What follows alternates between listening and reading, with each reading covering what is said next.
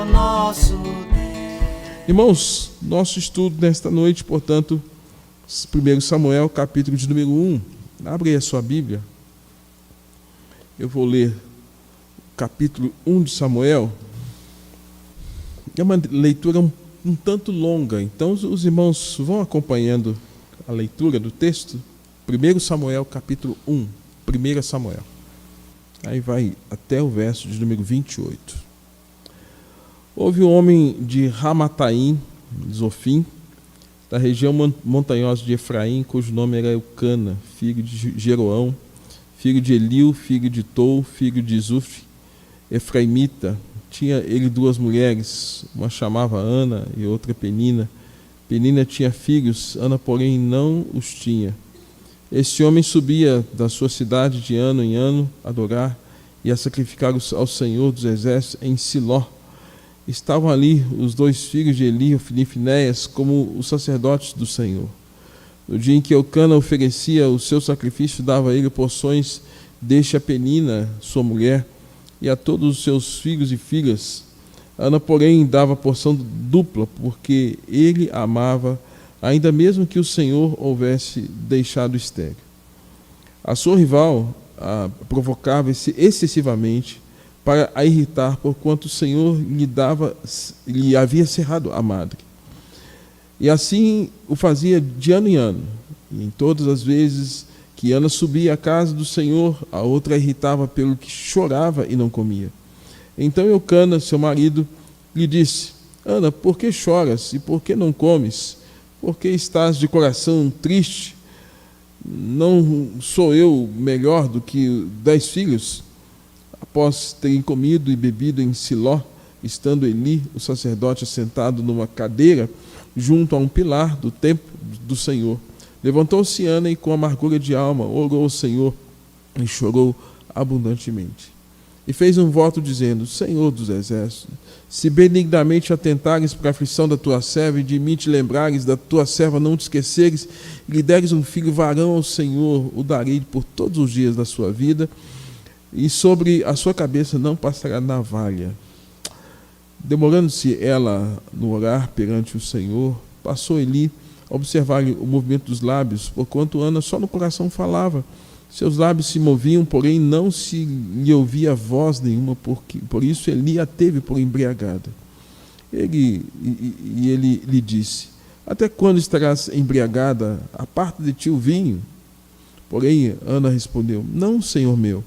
Eu sou mulher atribulada de espírito, não bebi nem vinho, nem bebida forte, porém venho derramando a minha alma perante o Senhor. Não tenhas, pois, a tua serva por filha de Belial, porque pelo excesso da minha ansiedade, da minha aflição, é que tenho falado até agora. Então lhe respondeu: Eli, vai-te em paz, e o Deus de Israel te conceda a petição que lhe fizeste. E disse ela: Ache a tua serva mercê diante de ti. Assim a mulher se foi de seu caminho e comeu. O seu semblante já não era triste. Levantaram-se de madrugada e adoraram perante o Senhor, e voltaram e chegaram à sua casa a Ramá. Eucana coabitou com Ana, sua mulher, e lembrando-se dela o Senhor, ela concebeu, e passado devido tempo, teve um filho. Ele chamou Samuel, pois dizia: Do Senhor o pedi. Subiu Eucana, seu marido, com toda a sua casa, a oferecer ao Senhor o sacrifício anual e a cumprir o seu voto. Ana, porém, não subiu e disse ao seu marido: Quando for o menino desmamado, levá-lo-ei para ser apresentado perante o Senhor e para lá ficar para sempre. Respondeu-lhe Eucana, seu marido: Faze o melhor que te agrade. Fica até que o desmames, tão somente confirme o Senhor a sua palavra. Assim ficou a mulher e criou o filho ao peito, até que o desmamou. Havendo desmamado, o levou consigo com um novilho de 3 anos, um efa de farinha e um odre de vinho, e o apresentou na casa do Senhor a Siló. Era o menino ainda muito criança. Imolaram o novilho, trouxeram o menino a Eli, e disse ela: meu Senhor, tão certo como vives, eu sou aquela mulher que aqui esteve contigo orando ao Senhor. Por esse menino orava eu, e o Senhor me concedeu a petição que eu lhe fizera. pelo que também o trago como devolvido, Senhor, por todos os dias que viver, pois do Senhor pedi e eles adoraram ali o Senhor. Até o verso 28. Bendito Deus, rogamos-te bênção para esse momento devocional de reflexão na palavra, de aprendizado, de crescimento, de observar o exemplo, a atitude de Ana, ó Deus, e extrair da vida dela, naquilo que o texto inspirado nos traz, ensinamentos que nos ajudem a enfrentar os dias de hoje. Ó Deus, assim nós oramos para que pessoas aqui no templo, bem como em suas casas, onde quer que estejam, possam, ao ouvir a mensagem, também serem abençoadas por Ti e edificadas nessa hora. Em nome de Jesus. Amém. Amém. Irmãos, então, nesta noite, quero estar falando sobre a força de Ana, a oração, a força de Ana. O mundo ele tem tido algumas mulheres como referências contemporâneas de força.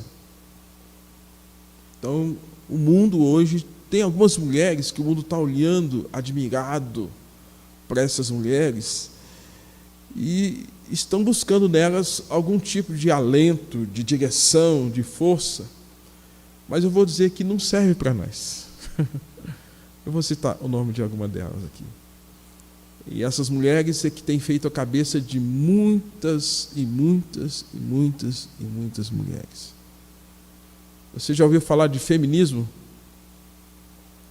Feminismo é uma das ondas contemporâneas, onde praticamente a mulher está batendo literalmente com a mão no peito, dizendo que ela é mais ela e qualquer coisa fora dela é menos que ela.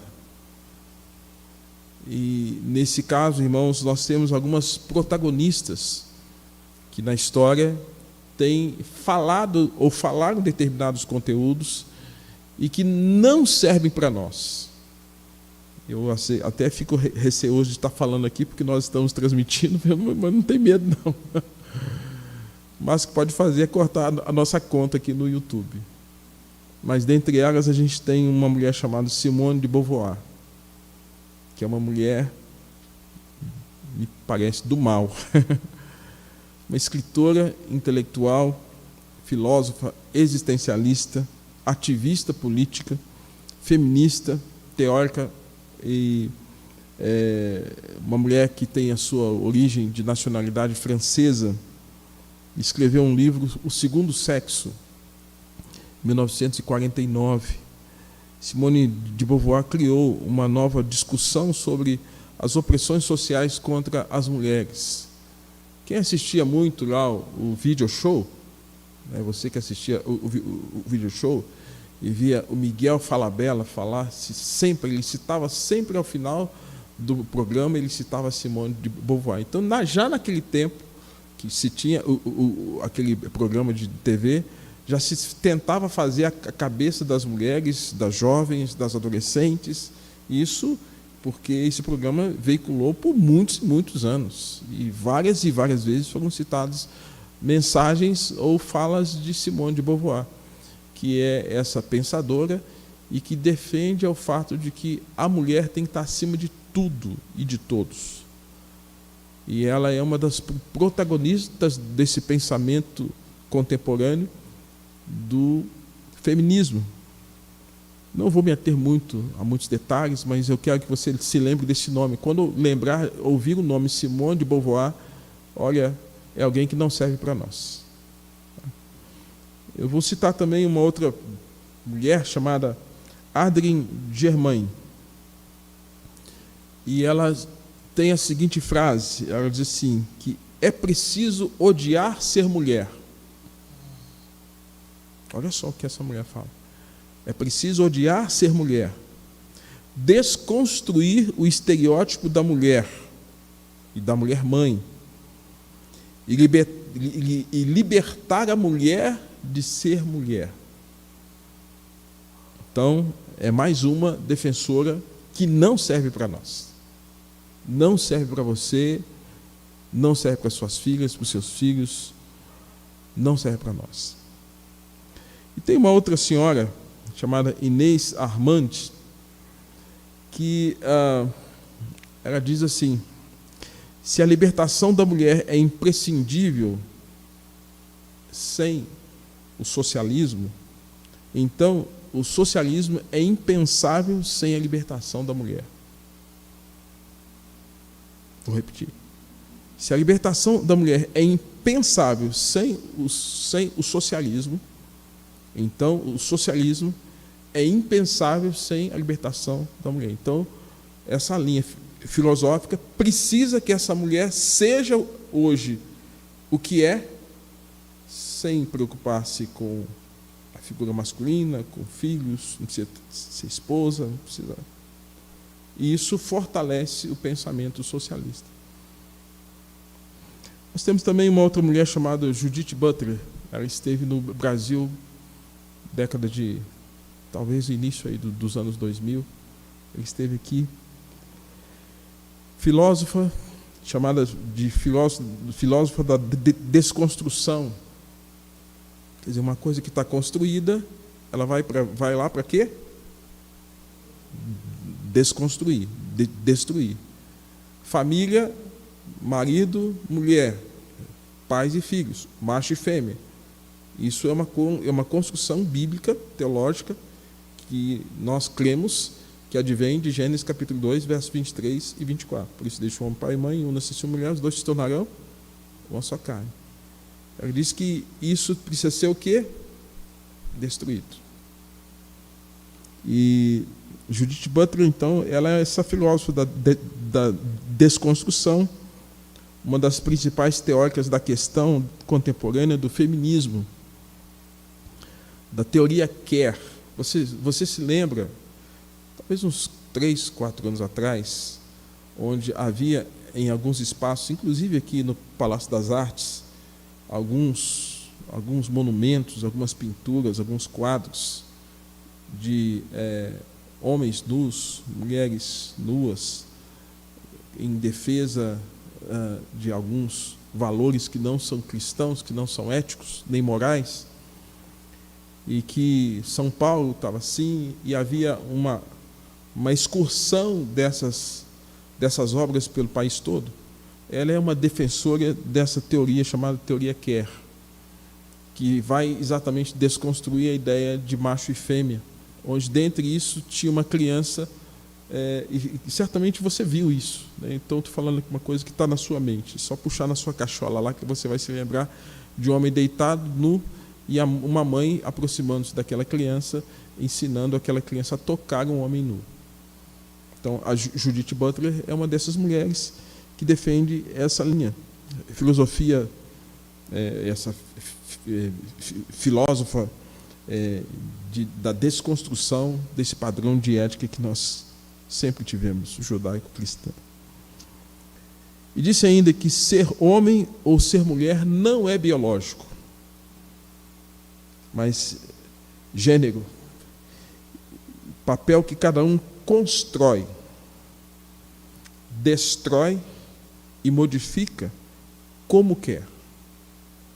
Então, na cabeça dela, uma criança que nasce, não necessariamente ela é menina. Um menino que nasce, não necessariamente ele é menino.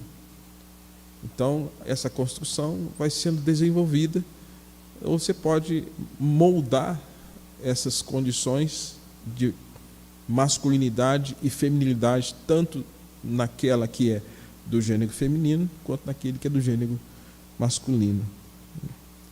De modo que o ser humano passa a ser um ser indefinível. É por isso que você hoje está assistindo os mais variados aspectos, dentre eles o fato de que em alguns lugares públicos hoje você já não consegue ter o banheiro masculino e o banheiro feminino. Você tem agora um banheiro que neutro. E, gente, tudo isso aí é sustentação de um pensamento socialista. Não sei se vocês sabiam disso. Alguns que são simpáticos aí ao socialismo, mas tudo isso é base do pensamento socialista. Por isso que é incompatível a gente pensar em algo nesse sentido entre nós. Não bate, é água e óleo. Então, na perspectiva cristã, essas mulheres não têm nada a nos ensinar. Nada. Seus valores são outros, opostos às Escrituras, falam de uma visão da vida anti-Deus, quando eu falo anti-Deus, contra Deus. Elas têm uma visão da vida anti-família, contra família. Elas têm uma visão anti-valores da fé cristã. Nós temos a Bíblia como nossa regra de fé e prática. São totalmente contra isso. E para a tristeza nossa, irmãos, o pensamento dessas mulheres está presente nas escolas, e agora nas escolas de ensino fundamental, nas escolas de ensino médio, nas universidades, e bem como em alguns casos, quando você vai fazer uma tese, ou você vai entrar numa classificação de um mestrado, de um doutorado, dependendo da sua linha, você não é aceito por conta de que é isso que tem sido pressionado para que se fale e se defenda. E a igreja? A igreja vai ficar calada? A igreja vai ser submissa? A igreja vai se conter com isso? Irmãos, eu entendo que quando nós falamos de perseguição, a perseguição está mais perto de nós do que a gente imagina. Porque esses valores aqui, que são defendidos por essas mulheres hoje, são valores que são ratificados pelas leis municipais, pelas leis estaduais, pelas leis federais, pelo Supremo Tribunal Federal, de forma que ir contra esses valores defendidos por essas mulheres é ir contra uma lei superior, e você pode, de repente, ser sentenciado por conta da defesa ou da contrariedade com esses valores. Aí fica uma pergunta: e a igreja? E os crentes? E a família? Nós viemos agora, nesses últimos dias, de um encontro onde nós ratificamos aquilo que nós cremos. Casamento, homem, mulher. É o que nós cremos. Os filhos, herança do Senhor, bênção que vem para as nossas vidas. E os filhos não são nossos, são como flechas na mão do guerreiro, que atira essa flecha, os filhos vêm e vão, como eu e com as filhas que estão longe da minha casa, estão longe, a flecha foi atirada para longe. Irmãos, então, essas mulheres não servem para nós. Então, se você ouvir qualquer coisa sobre elas, não tenha medo de refutar. E refutar é o que a gente chama de apologética. Apologética é defesa da fé. Eu não posso estar aqui e concordar com essas mulheres, com aquilo que elas creem, com aquilo que elas defendem. Eu não posso concordar com aquilo que eles ensinam, a despeito de que muito do que se fala, do que é ensinado, já virou lei.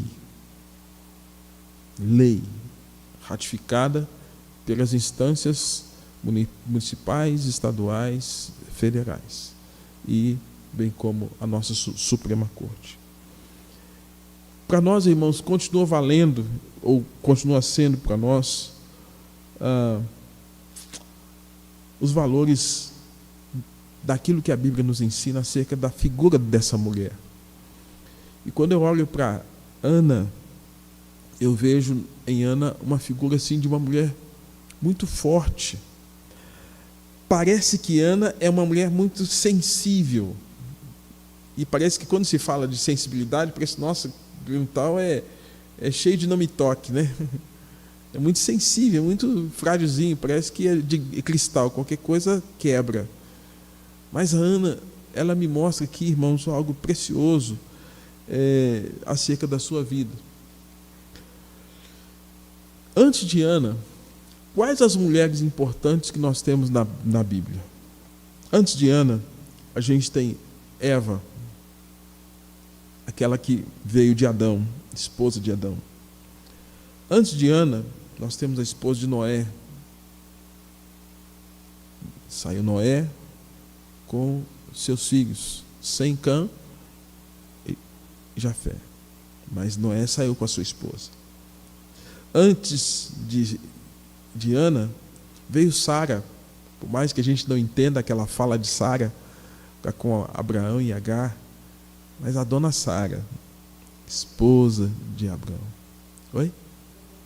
Então está aqui também. Antes de Ana, veio Rebeca, esposa de Isaac.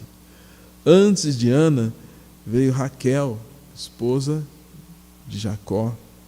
Antes de Ana, veio Joquebede. Está lembrando aí, mãe de quem? Mãe de Moisés, né? Pensa, gente, hoje, depois do tempo, a gente consegue entender, mas pensa uma mãe pegando uma criança num cesto e soltando num rio. É estranho, né? É estranho, mas ela fez isso. E da providência de Deus, aquele cesto voltou e chegou nas mãos da filha de Faraó. Mas uma mãe fazia aquilo. Algum tempo atrás, você se lembra que uma mãe pegou uma criança e jogou lá na lagoa da Pampulha. Você lembra disso? Mas não foi com as mesmas intenções, né? Não foi com a intenção de proteger, foi com a intenção de quê? Matar a própria criança. Não era essa a ideia de Joquebede. Era proteger o filho, dado o edito real de que as crianças fossem mortas. Os hebreus fossem mortos. Antes de Ana teve Raabe, uma mulher gentia, que tinha uma profissão não tão recomendável.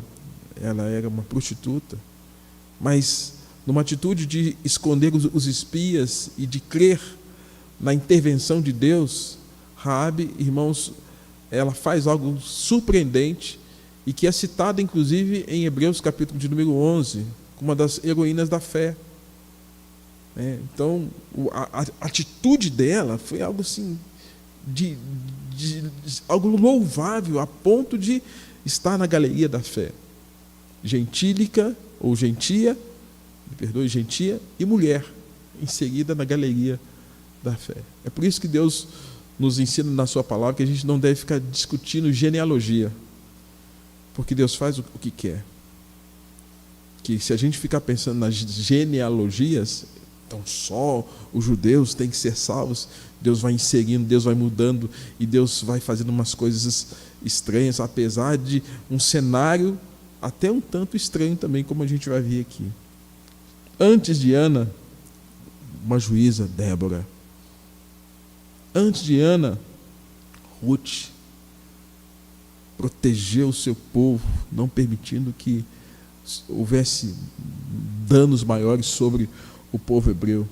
E aí, por fim, 1 Samuel vai falar, já começa falando do relacionamento de Ana com o seu marido. Por fim, Ana. O que a gente pode aprender de Ana? Alguns pontos, algumas pontuações. Não é um sermão assim, de tópicos. Tá? Primeiro, Ana vivia uma família fora dos padrões de Gênesis, capítulo 2, 23 e 24. Por que ela vivia uma família fora dos padrões? Porque vai dizer que o seu marido ele tinha duas mulheres. E, gente, eu já tive, como pastor, tendo que lidar com circunstâncias de confrontar e de ver o sofrimento quando tem, me perdoe a expressão que eu vou usar, a alfa 1 e a alfa 2.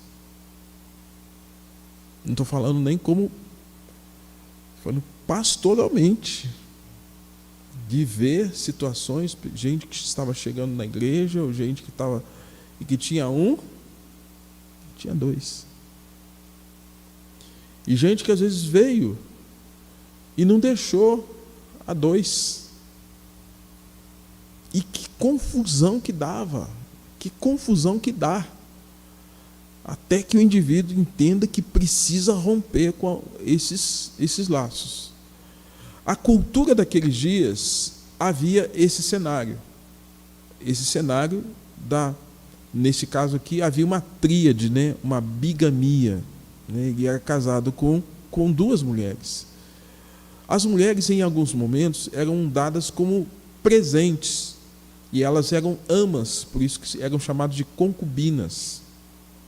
No entanto, por exemplo, quando a gente olha para a vida de Salomão, né, Salomão que teve 1000 mulheres lá, nossa, Salomão, o que é isso? Não, é que Salomão ganhava muitos presentes, dado a proeminência que Salomão tinha na terra daqueles dias. Então, todas as nações que vinham fazer algum tipo de aliança com Israel, através de Salomão, davam mulheres como presentes para Salomão. E aí essas mulheres se tornavam serviçais, não só no ambiente da casa, presentes, mas poderiam também servi-lo como esposa. É fato que parece que a gente sempre tem a ideia que Salomão ficava buscando essas mulheres. Não, essas mulheres vinham como presente, como mula, como camelo, como especiarias e tantas outras coisas. Mas aqui Salomão tinha uma predileção, se chamava, quem se lembra o nome? A Sulamita. Entendeu? Então, agora, é fato que Salomão ele vai pecar quando ele se deixa levar pelos deuses que essas mulheres trouxeram, as moabitas, as amonitas, que começaram a seduzir Salomão a se inclinar aos deuses delas. E Deus falou para não fazer isso. Salomão fez. E foi esse o grande pecado dele. Não foi nem o fato de ter aquelas mulheres no seu palácio, mas o fato de se inclinar aos astarotes, aos deuses que essas mulheres traziam.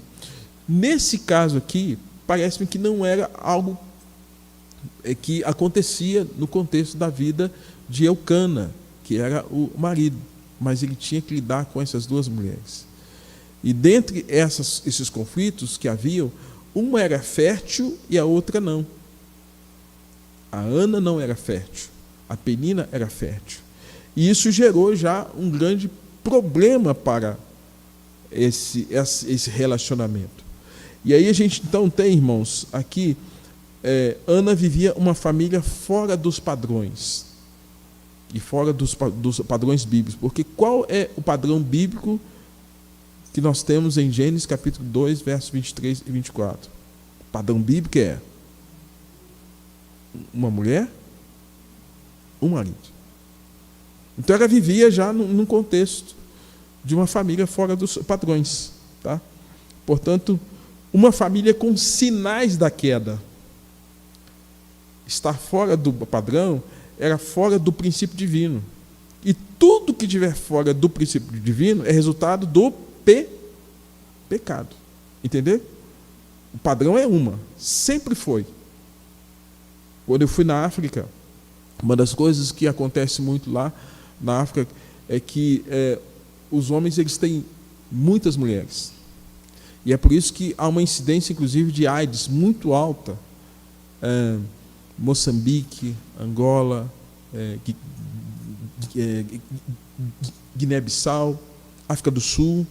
Então, ali a poligamia é muito frequente. E o que resolveu-se entre os cristãos?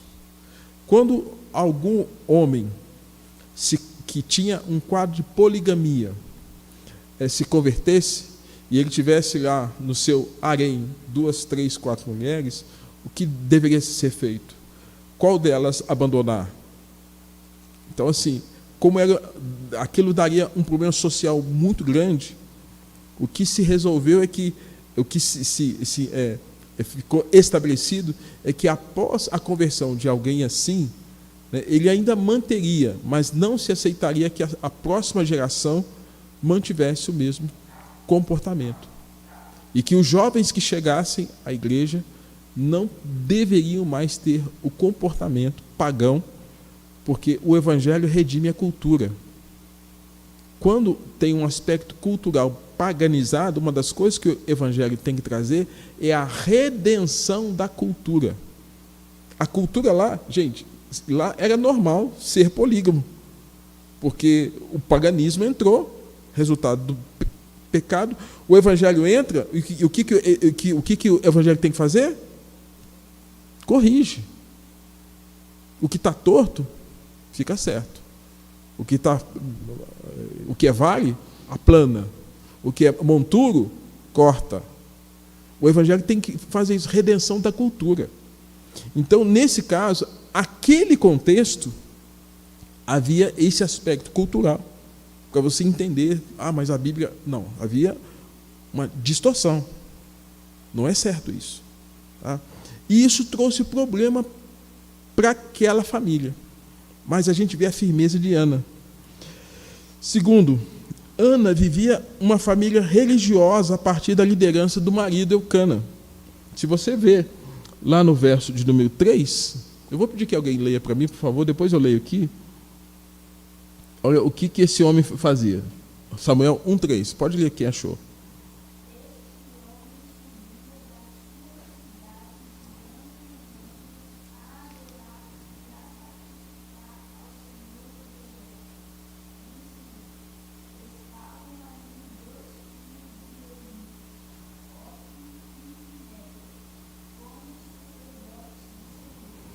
Subir a Siló, Siló é uma cidade. Tá? E o que acontecia? Ali havia um sacerdote chamado Eli, ele tinha 2 filhos, um chamado Ofni, outro chamado Finéias. Estranho nome, né? Ofni e Finéias. E de ano em ano, o que o marido da Ana fazia? Ele subia para adorar, para sacrificar. Isso foi citado pelo pastor Regis aqui, eu também citei algumas mensagens atrás, de subir. Né? Mas aqui era como se fosse algo mais regional, algo mais localizado. Ele subia de ano em ano para sacrificar. Isso mostra que havia uma devoção, uma espiritualidade do contexto da família. Né? A família possuía uma vida religiosa a partir da liderança do marido, mas tinha problemas, algumas distorções. Tá? E o que vai apresentar o texto após isso? Lá no verso de número 5, eu vou pedir que alguém leia para mim o verso 5, por favor.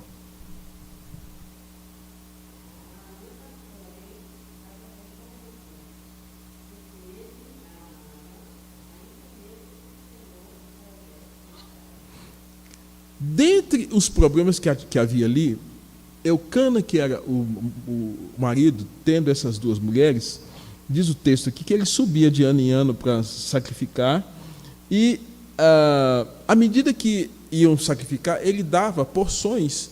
E essas porções eram o quê? Ninguém chegava no culto para adorar de mãos vazias.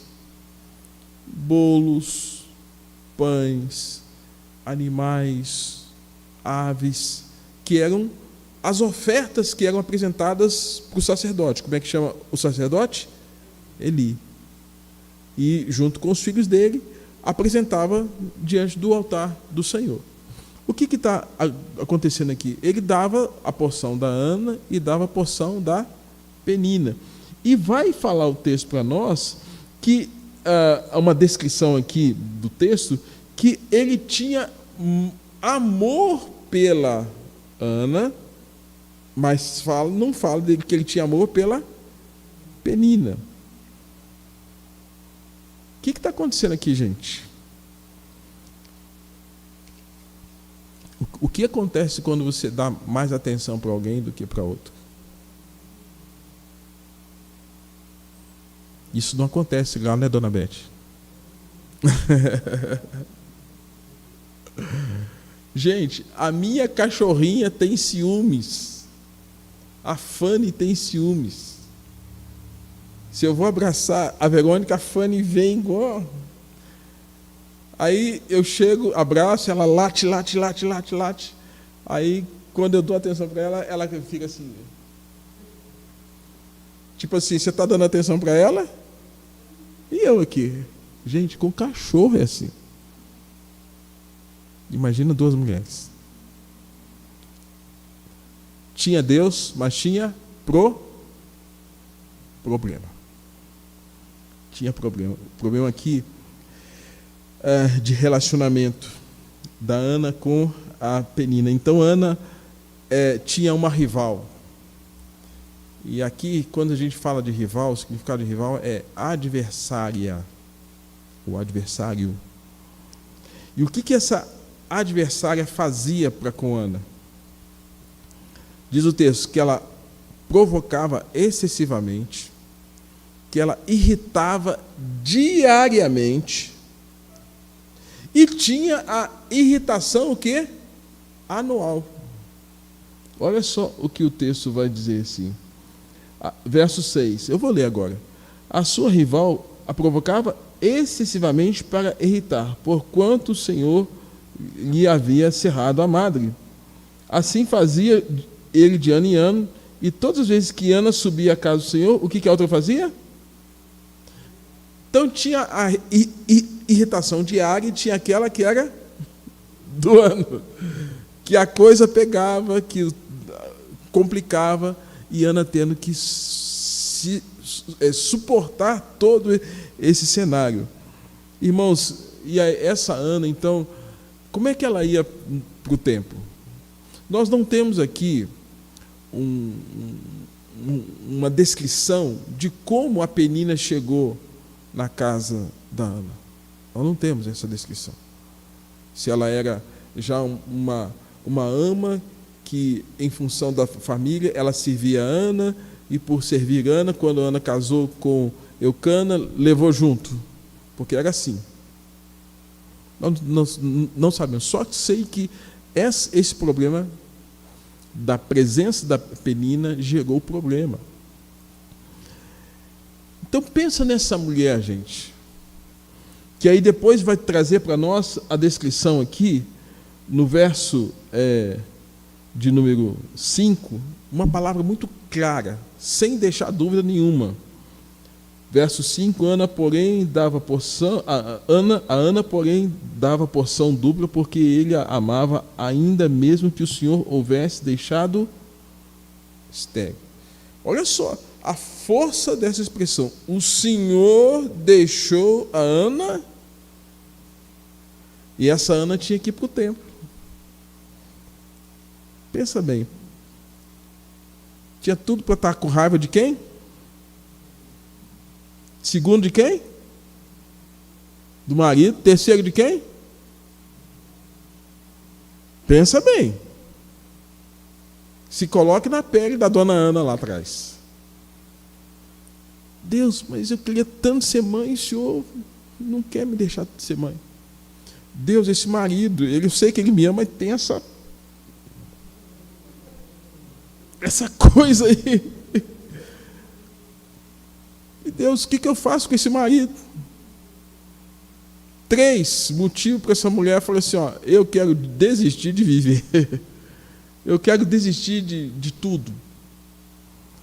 E aí, essa mulher, ainda assim, ela ia para o templo, e pensa você, eu não sei você, mas eu já vim muitas vezes para a igreja triste, deprimido.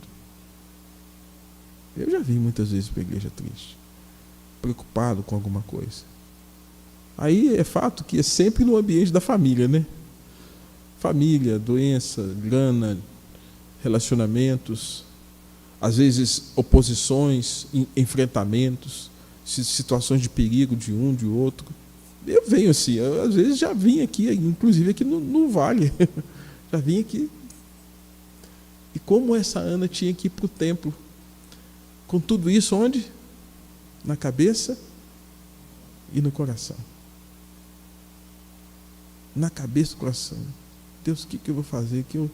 Essa mulher está me atazanando a ideia, só fica tirando onda de mim, porque ela pode ter filho com Eucana e eu não posso. Senhor, o Senhor fechou a minha madre. Senhor, esse marido não resolve nada.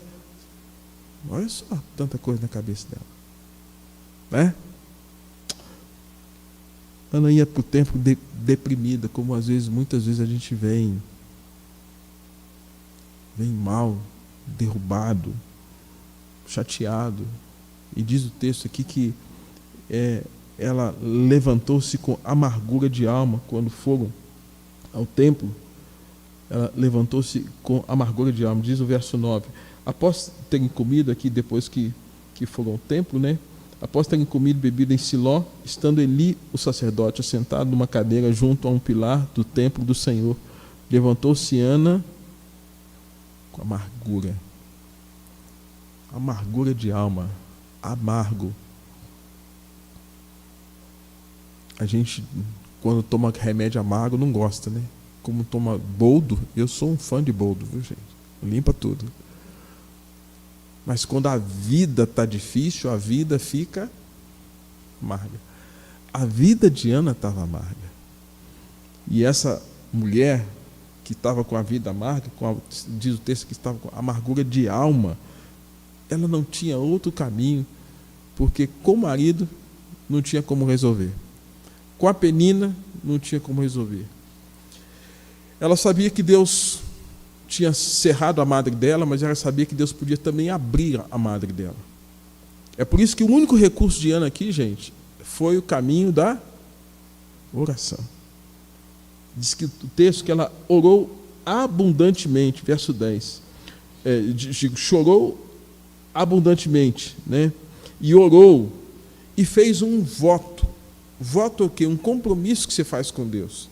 É fato que Eclesiastes fala assim, olha, é melhor não votar do que votar e não cumprir. Mas ela resolveu fazer um voto, um compromisso com Deus. Isso é sério. Quando a gente faz um voto com Deus, né, e Deus leva a sério, porque aquilo que a gente liga na terra vai ser ligado nos céus. E principalmente quando a gente faz esse voto com Ele, a coisa é séria mesmo. Diz o texto então que Ana, ela vai ter essa conversa com Deus em forma de alívio, em forma de diminuir as suas tensões, não só emocionais, mas aliviar a sua alma.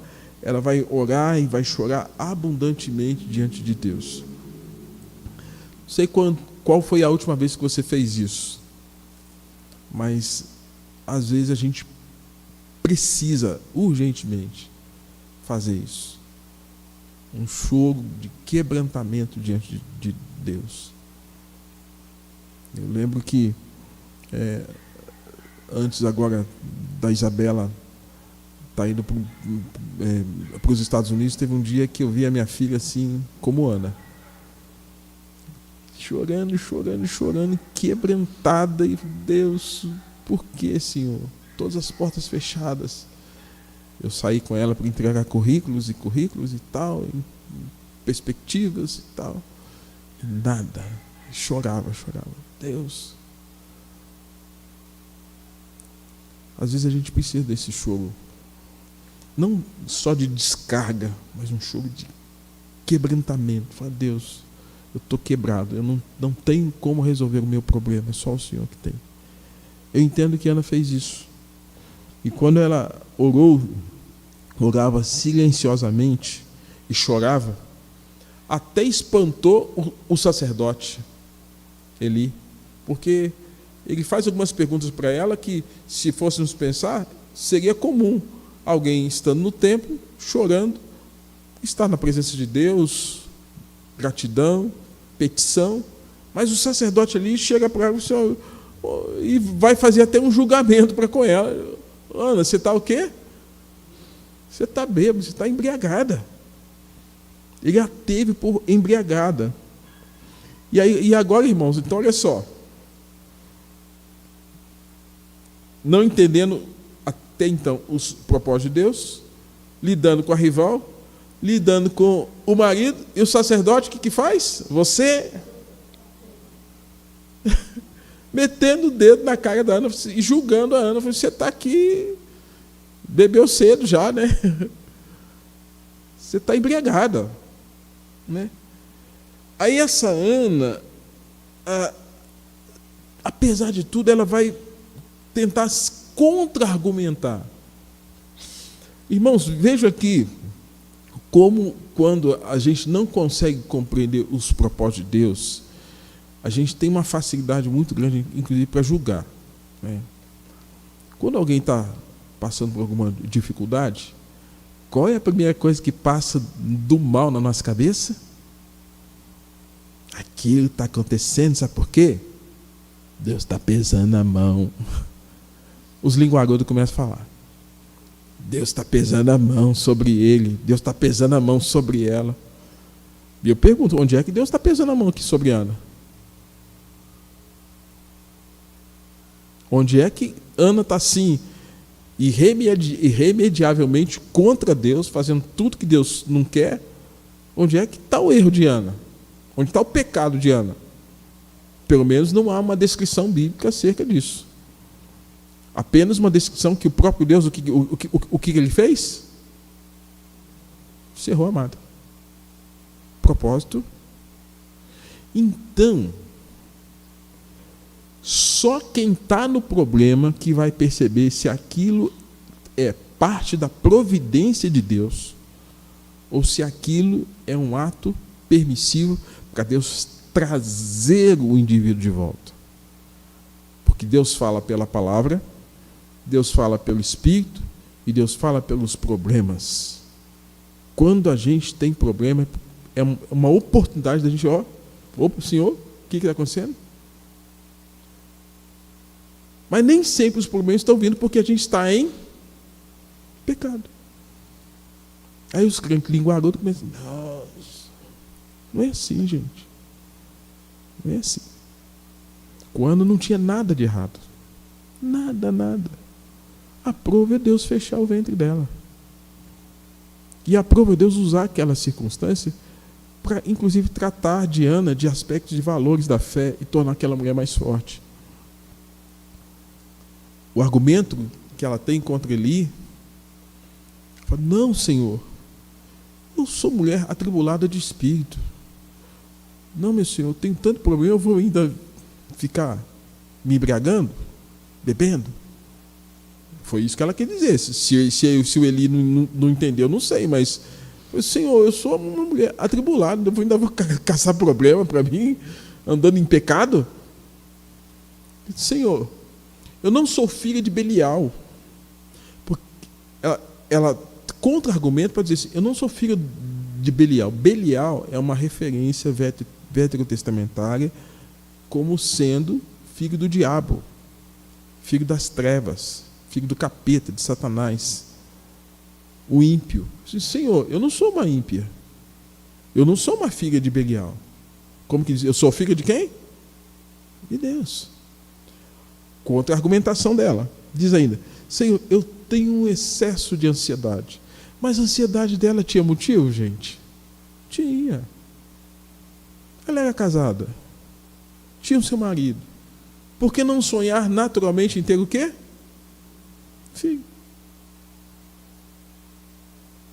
Natural. Talvez ela tivesse a gente fala aí, né, uma maternidade bem acentuada, um desejo de ser mãe tão acentuado, né? Talvez até um pouco mais que outras mulheres, por isso que talvez ela fosse, eu tenho uma ansiedade excessiva, como que diz, Senhor, eu quero ser mãe. Ana, então, irmãos, é essa mulher. Ana, uma mulher que tem vitórias por causa da sua vida de oração. Eu vou repetir. Se não compreendesse os propósitos de Deus, ela poderia ter dificuldades de crer em Deus.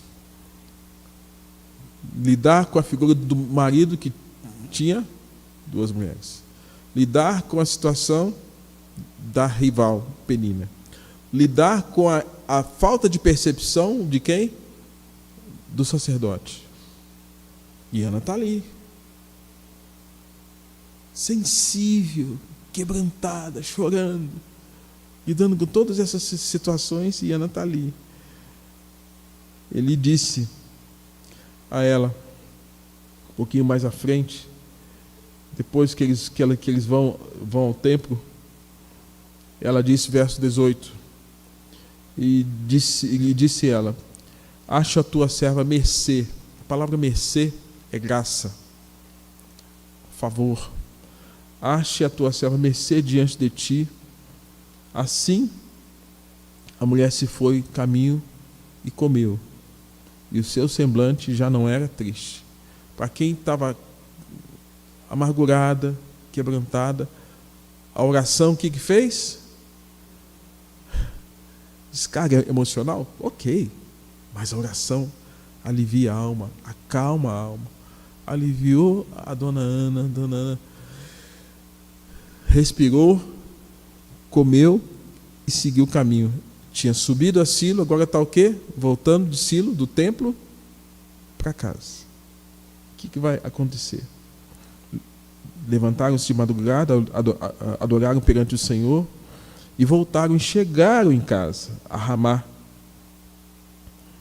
Eucana coabitou com a Ana, sua mulher, e lembrando-se dela o Senhor. Voltaram para casa, vida normal, tudo certinho. O casal se ajuntou e Deus falou: opa, essa mulher me fez um pedido lá em Siló. Essa mulher chegou à sua oração perante mim. E aqui a gente tem a expressão, é fato que Deus não se esquece, é para a gente entender. Quando fala, lembrando-se dela o Senhor. Não é que Deus esquece. Deus sabe tudo. Ele é o guarda, Ele é o vigia, Ele é o guarda de Israel. Ele sabe de tudo. Mas às vezes alguns pedidos que nós apresentamos para Ele, irmãos, alguns Deus fala assim: não vou te dar. E contente-se com isso. Alguns outros pedidos Deus fala assim: ó, espera um pouquinho. Só que esse espera um pouquinho não está na dimensão cronológica que nós. Às vezes tem alguns pedidos que a gente fez lá atrás, 10 anos atrás, só vai vir daqui 20 anos. Espera um pouquinho. E alguns pedidos que a gente apresenta para Deus, Deus fala.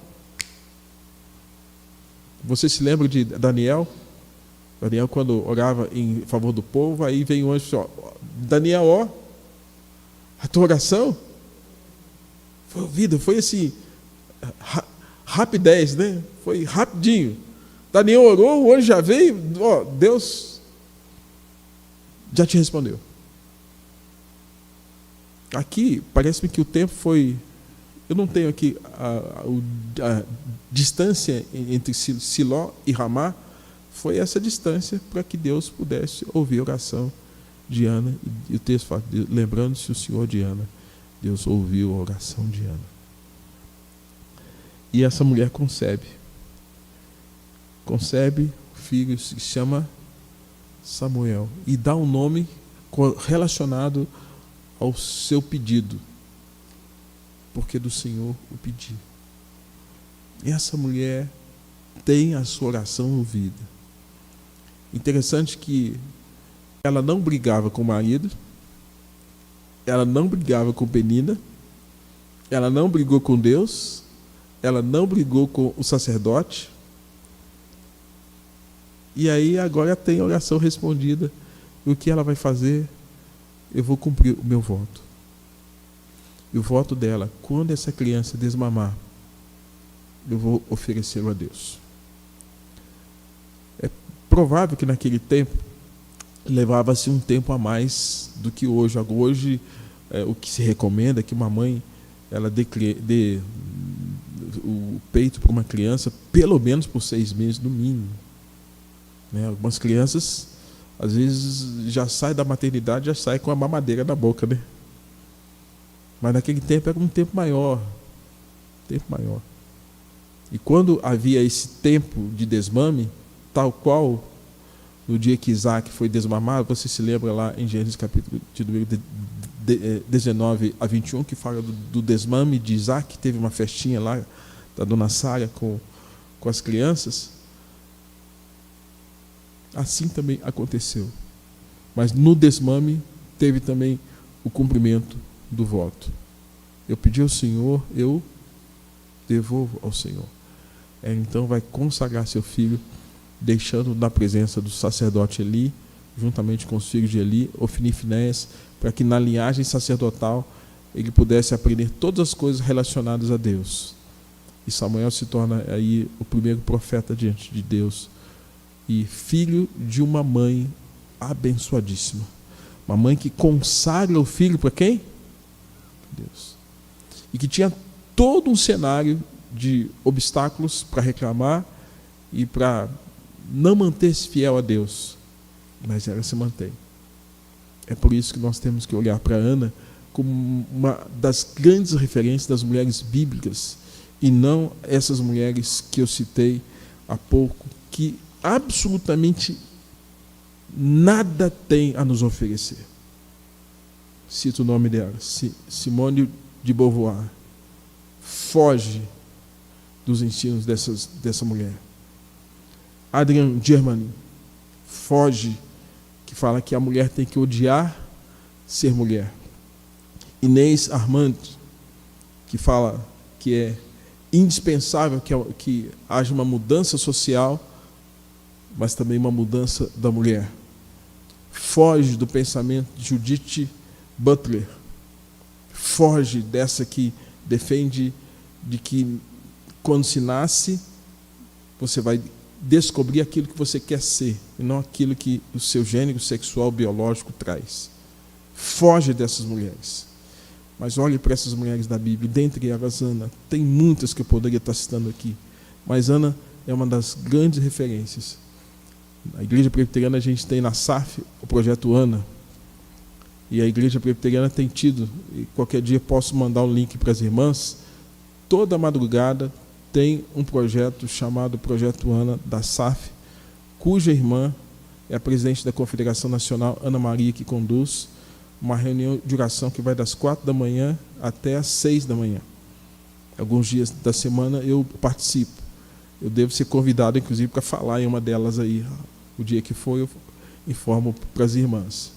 Irmãs que estão orando pela família, pela igreja, pelos filhos. Irmãs que também têm as suas lutas, como a Ana da Bíblia, mas não deixaram de buscar o Senhor e têm buscado o Senhor, sobretudo nesse tempo de pandemia, que solapou muito dos nossos valores e tentou e tem, de alguma forma, trazido muito sofrimento para todos nós. Então fica aí esse exemplo de Ana, fica a dica de uma mulher que nos ensina acerca de uma vida de comunhão com o nosso Deus. A Bíblia nos ensina que a mulher sábia, ela edifica a sua casa, mas a tola, com as próprias mãos, a destrói. Ana não destruiu a sua casa, apesar de todas as adversidades. Manteve a sua postura, lidou com os seus problemas e, ao mesmo tempo, teve seu filho com uma grande marca de alguém que teve uma vida consagrada ao nosso Deus, que foi o profeta Samuel. Amém?